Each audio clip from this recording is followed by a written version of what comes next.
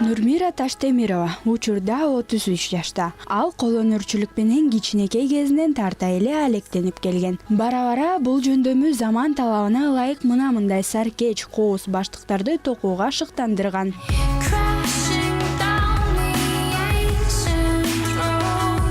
Мамамдан үйрөнгөм. Бул кол өнөрчүлүк тайнемден калган. Негизи тайнем кол өнөрчүлүк боюнча газеталарга чыгып, китептер жазылып чыккан тайнем жөнүндө. Убагында кол эмгектен сабак берчү тайнем. Мен ошо кичинекейимден баштап эле токуп баштагам. Монтип аябай уже токуп баштаганыма бир 2-3 айда эле болуп калды.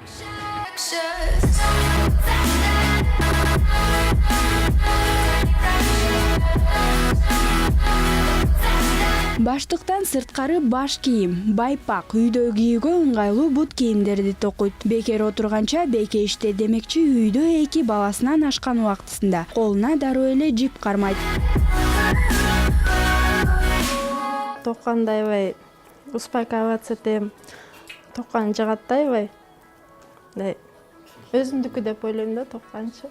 Токпатып туура эмес неметип калса кайра сөгүш керек болот. Кээ бирөөлөр тажап кетишет го. Болду деп. Жок, мен наоборот кайра жакшы болуш үчүн эметем да. Умтулуп кайра жакшы болсун деп. Ошо заказга неметкендерге жаксын деп элге.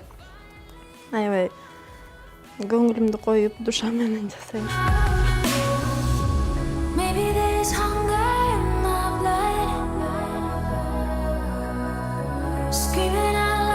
Ар кандай түстө, ар кандай стилде токуй берет. Эң башкысы кардарлардын табитин эске алат. Айрыкча бир нерсеге тынчсызданып жаткан учурда токуу жакшы жыйынтык берерин айтат. Ойду топтоп, жакшы бир чечимди сабырдуулук менен кабыл алып, эс алып калам дейт.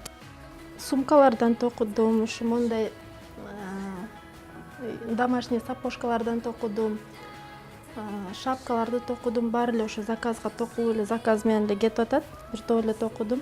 Мисалы үчүн, мындай бир сумканы токусам, бир күндө эгер турбай токусам, экөөнү токуйм да. Негизи бир күндө бирөөнү токуйм. Айзада Нурадилова, Алтынбек Кубанычбеков, New TV, Таң Маанай берүүсү.